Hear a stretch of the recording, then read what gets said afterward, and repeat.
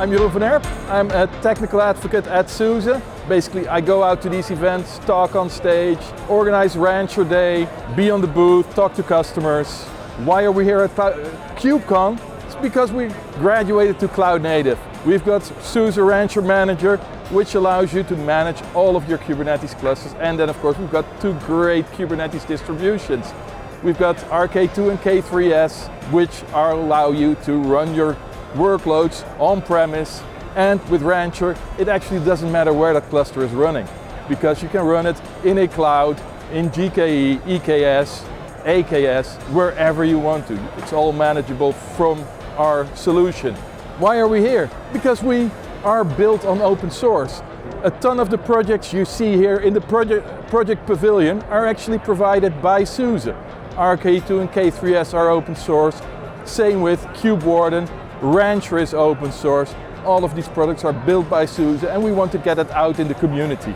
What we do at SUSE Rancher Day is we present the whole solution platform of SUSE, going from Rancher Prime, observability, security, and we tie that all together so that people who are not yet familiar with what SUSE offers, they can get to know that. And we run that on Instruqt. They really liked it.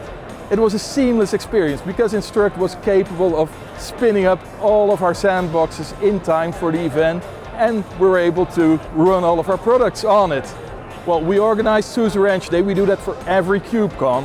What we also do is a number of times a year, at least once a month, we organize a Rancher Prime Rodeo, which is also built on top of Instruqt. So those are our live events where we have our trainers participating with between 40 and 100 attendees who go into our products in a live session.